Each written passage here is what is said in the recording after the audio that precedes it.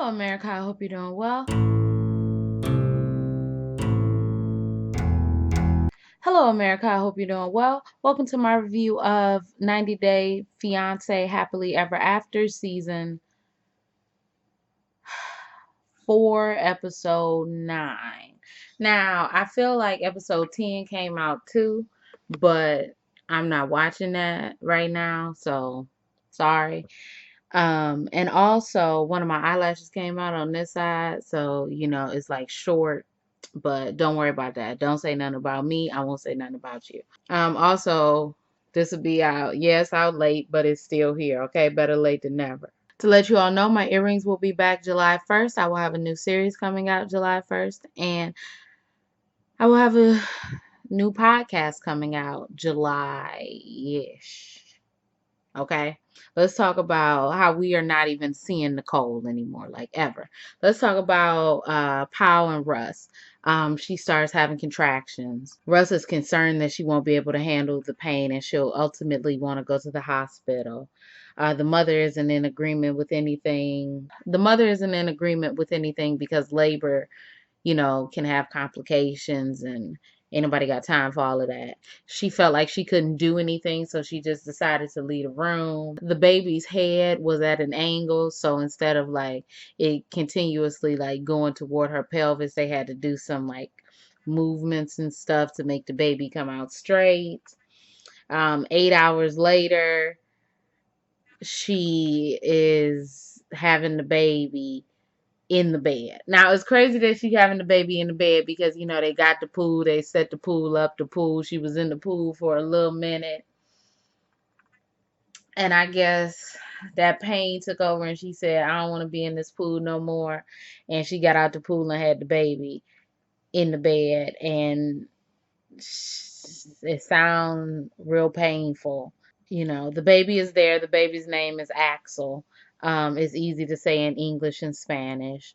Russ feels like she is being a little bit overprotective and she needs to trust him because she don't have that much experience with babies either. And she said that she doesn't care if she's a crazy mom. Her baby is here. So she is going to be overprotective. They both hope that the baby can not save their relationship, but continue to keep their relationship good. I don't really know. But that's the end of their story. You see how I whipped that out? You know why I whipped it out? Because I'm not saying that it was a boring story, life being brought into the world. Oh, yeah, that's great and all. But, like, y'all, why is Ashley and Jay even somebody on this damn show? Like, it's annoying the hell out of me. Ashley is going over to the barber shop because I guess one of the barbershop men called her and said that they had some information. So she go over there, and after about 2 minutes of airtime and then a commercial break, they come back and they talk, and the one man with the long forehead, he doesn't want to say anything because him and Jay are cool. But the owner of the shop, however, has some different ideas in mind, and he decides to say that Jay disrespected the barber shop. Jay was supposed to tattoo this woman, and he ended up tattooing her, and then he ended up having sex with her, okay, in the bathroom. And she was very loud, so everyone heard it. And it was kids around. And then he shows a video of him choking Jay out in the back. And first of all, that is the clearest security camera footage I've ever seen. That's number one. Number two, ain't this all fake? And if it's not, then I still don't give a damn. I don't. Um, she goes out. She's like, okay, thanks for telling me. He about to get deported. Um, the friend Michael comes out with the long forehead, and he's like, I'm sorry. I'm sorry. She says that she's about to go. She gets back in the car. She calls Jay. She FaceTimes Jay. Jay picks up. She's like, I just saw you get choked out. Why did you get choked out? And Jay was like, huh? And I guess he hung up the phone. And then she called her friend and told her friend what Jay was doing and that she really needed her support and to meet her at her house. But then she kept calling Jay back. And she kept calling him back and kept calling him back and kept calling him back. And he wouldn't answer the phone, or he would like answer the phone and then she'd say, so you had sex with her? And then he would hang up, and I guess she called him private, and then he answered the phone because that's not the oldest trick in the book. Like, what are you talking about? He answered the phone, and then he said, look, I'm not going to deny anything. Um, I did have sexual relations with that woman, but she just wanted to engage in fellatio. So that's what we did. And it was nothing more, nothing less. Okay. I need to see if Jay from 90 Day Fiance is deported, because I'm trying to look. I didn't find anything recent. I looked on Soap Dirt. I didn't see anything. Y'all, anyway, I didn't find anything regarding if Jay is deported or not. But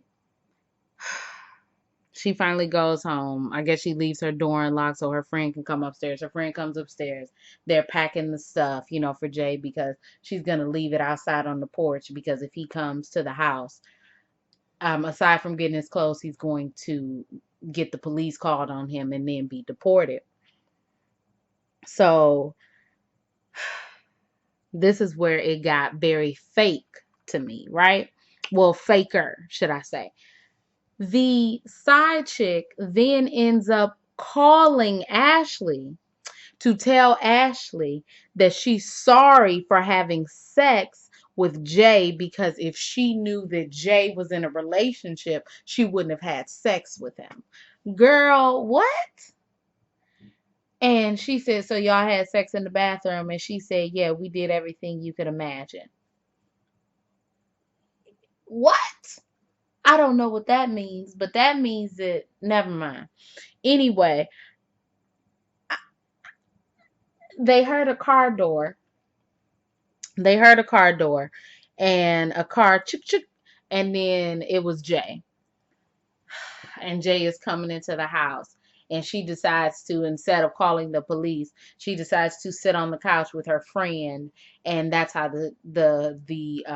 that's how their story ends. Listen, let me tell you something. Let me tell you something, nigga. I'm sick of this. I'm sick of it. I'm sick of it. The lies, the lies, the lies. It's too much. I can't deal with it. I can't deal with it. It seemed to me like Ashley would have been angry, but wouldn't have been as angry if the fellatio was the only thing that happened. But since the full blown intercourse happened, she was very done with it. Okay. And just like that, poof, I'm done with this story. Okay. Elizabeth and Andrei is real quick. His father is supposed to come from wherever Andrei is from. Okay. And long story short, because it wasn't a long story, but long story short, the father's flight, literally everything that happened, worst case scenario, did. The flight was stuck on um, the ground for 4 hours, and then it was weather conditions which made him miss his flight in Istanbul, which made him miss his flight in New York, which made him miss his flight to Tampa. So Andrei is like, you know what? Nah, bro. My father hasn't flown in 30 some odd years. So what I'm gonna do is I'm about to hop my ass on the plane and meet at JFK so he won't feel so alone once he comes to America and he'll have to still go to Tampa, and he doesn't know any English or anything. So they see what is the cheapest flight. I think they were on Skyscanner. They see what the cheapest flight is, and it is $573. So Elizabeth is like, we can't do that. That's half of our rent. Y'all paying 1,200. You could have, guess what? Guess what? You could have been able to do this if you would have stayed your ass in that house that our father gave you. You know why? Because you wouldn't be paying rent. So you have maybe $600 laying around that you could use as an emergency flight. But now you don't have it. You dumbass. Anyway, he's like, well, this is important, so he needs to go. Okay, I don't know why I do this when I don't need to do this. He was really angry, and she was like, look, no, it's fine. I want you to go, because he was like, family is important. I get family is important, my nigga. We get it, but $600 is a lot of money, and money that they necessarily don't have to spend. So Elizabeth says, I can call my father. He can give me the credit card information. He can just spend $600 like it's nothing, right? So Andrea's like, no, you got to leave your father out of this. Your father's not a part of this. Don't tell your father anything. And then he tells her to go pack his bag. And she got her ass up and packed his bag. And I said, well, you obviously say he all of these things, but yet she was in the car with him. She was like, I'm gonna miss you. It's gonna be so sad without you. I love you. Like, she really, I don't know. Anyway, I don't know. Anyway, we see Andre. He is in JFK. He couldn't find his father for a while because he didn't answer his phone. But then I thought it was gonna be like a big thing, but I don't know why I honestly cared, because in the end he was there, and they went to, I was gonna say Turkey. They went to Tampa. They came, they went to an American diner. Then Andres started talking about how their families are going to meet for the first time. And his father started eating a hamburger with a knife and a fork. And it was cute. Okay. Andres starts talking about how, like, her family keeps butting in our business, and I don't want her family to be like all up in our business. And has the nerve to say, sometimes I feel like he tells his father too much. Like, you don't tell your whole family too much, girl. You better shut the hell up. Elizabeth says that Andre is not putting 20 on 10, but he's basically making the atmosphere bad before anything has even happened. Andre's father is like, you just need to chill out. You need to be calm. You need to be cool. If this is going to be your family and y'all got kids involved, then you need to make everything copacetic. Okay. And Andre translates this to Elizabeth and he says it's my fault because of my character.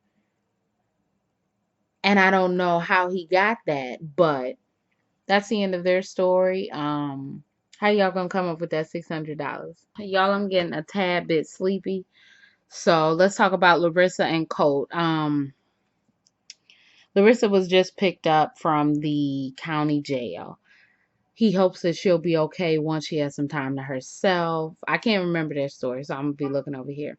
Colt sees that and Colt comes to her to see how she's doing, and she doesn't want to be bothered. Colt says that the last few days have been very emotional and that he can't think straight. He has to go to the airport to pick up Debbie, and he's glad that she wasn't there to see everything that happened. Debbie was very afraid for Colt when she found out Larissa was in jail again, and she couldn't believe it that she couldn't even go on a trip without all hell breaking loose. Okay. Colt says that, with the police standoff, Debbie expresses how, they could have been killed by the police. Colt says he could have been killed. Larissa could have been killed. I'm pretty sure they ain't shooting no white man for no reason. So you're fine, okay? Anyway, Debbie says that she's happy to be home, but she's upset and uncertain about the future, and it's been such an emotional drain and an emotional roller coaster. Debbie hopes that this is the final straw and that Larissa will be deported, and that Colt will be finally done with Larissa. So when Debbie gets back home, she sees that her screen in her window was cut, and Colt apparently doesn't know why it happened. He knows that Larissa did it, but he doesn't know why Larissa did it, okay? Now what I'm trying to figure out is, you couldn't have fixed the screen before she came, like anyway, there's a footprint on the door from when the police clicked when the police kicked open the door.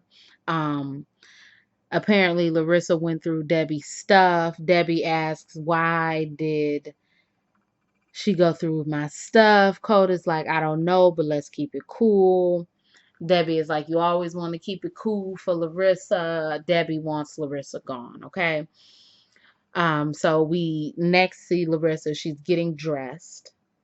Larissa says that the fight was about money and the fact that he didn't want to pay for her phone anymore. She says she's angry with Colt because he started the argument and they haven't talked since she's gotten released. And she just honestly wants to be left alone, okay? So he comes in and he's like, can we talk? And they talk. And he's like, he doesn't know how it happened. He says he doesn't know how it happened. But when she says, you took my phone, you turned off the Wi-Fi, you turned off the data, that's how it happened. He says, yes, that is how it happened. And I'm sorry for these things. But I thought you didn't know what happened. Colt is a fucking psychopath. Larissa says that she doesn't believe that Colt didn't say anything to the cops, and now Larissa is seen as a criminal in the eyes of the American judicial. Larissa is seen as a criminal in the eyes of the American judicial system. She says that this is going to interfere with her wanting to get a job, wanting to be able to support herself, support her kids. And Colt is wondering why none of that included him. Colt is wondering why none of that included him. She says, I'm not going to put you above me. He says, I don't want to be above you, but I'd like to be behind you or next to you or beside you. Just close your eyes. Let me hypnotize you. Colt says that his life was a living hell, waiting for the trial, and Larissa says your life was a living hell waiting for the trial. My life was a living hell actually having to go through the trial. And she blames Colt because she knows that, well, she says that Colt is a citizen, so he knows how everything works here. Colt says that, I'm just gonna leave after he doesn't let her finish her statement. He says, you know what, I'm just gonna leave before things get too crazy and the cops get called again, and we don't want that to happen. And she's like, are you threatening me? And he's like, no. And he gets up and he's like, he has to sacrifice his happiness for his marriage, and he's tired of doing that, and he doesn't want to do that anymore. And that's how their story ends. If Colt and Larissa are just going to be drama, drama, drama, drama, drama, drama, drama, even though it's drama, but I already know the outcome. I know that they've gotten a divorce. So it's really not anything that I'm anticipating. Chantal and Pedro, on the other hand, I'm anticipating all of it because I don't know if they've gotten a divorce. I don't know if any of this is real. So it's adding a little bit of spice, a little bit of flavor. Okay. We see Chantal. Chantal feels like she doesn't have any reason to be here. And Pedro is walking in the room because he wanted to see if she stayed or not. And he says that he feels embarrassed and he wants to know that she's okay because he obviously loves her. And that's his wife. Chantal says that you hurt my feelings, and you made me feel like it was you all against me. And Pedro says that it should have been an easy night. You should have just apologized and everything would have been the word of the day, copacetic. Um, Chantal says that Chantal says that she's not to blame for last night, and Pedro says that he's tired of being stuck in the middle. Chantal says this is how I feel when I'm in Atlanta. And she's like, listen, let's just do something together. Let's just spend time as a couple with one another. He says no, and that he came to the Dominican Republic to be with his family, so he's gonna go out with his family. But if she needs anything, she can call him. I ain't calling your ass. So she goes to meet with her friend Obed, Obed, Obed, Obed. I think it's Obed, but I can't remember. Friend says that what is her name? Nicole and Lydia, Pedro's family, broke up his relationship as well. So he says that he thinks that it's a setup. He thinks that they were trying to find someone, as her mother would say, a stupid American, to be with Pedro, and that they are jealous because instead of it just being a trick or a play, that now Pedro and Chantal are really in love, and this is like proving to be more difficult or more time consuming or more of a hassle than it would have been in the first place. He also says that he doesn't think that Pedro knows about it or knew about it, but Chantel doesn't believe him. Chantel then takes this information and goes to tell her parents. Her parents are like, we can be there in a minute. We can be there right now. We good. We cool. Like, we told you not to go. We told you not to do it, blah, blah, blah. And I just don't understand, if this was the response that you knew you'd get from your parents, why are you even telling them? The parents say that you can always go back to the private investigator. The parents say you can always go back to the private investigator, and Chantel says she doesn't want to do anything before she confronts Pedro. And I think that's the end of their story. Now, one thing, the mother was like, I think she may be jealous of me. And a lot of people say jealousy this, jealousy that. But I don't know. What anyway, I'm not saying that I hope Chantel and Pedro stay together, because I don't know if I am saying that, but I am saying that they have the most authentic drama, in my opinion. And I enjoy their story. And I wouldn't be opposed to maybe like a 30-minute special, 45-minute special, just based specifically on them and their drama. Okay, now I did this in under 30 minutes. I am tired. My clause review is supposed to be out, and I don't even know if I can use my eyes to say anything because it's so all over the place. So my clause review just will be out tomorrow. Okay, I'm tired. I don't know how I got so tired, but I'm tired. But anyway, if you all like this review, you can like, comment, and subscribe. You can follow me on Instagram, Twitter. Everything you need to know about me will be in the bottom bar below. My name is Brielle. I make beats. I sing songs. If you like what you see, come on along. Bye.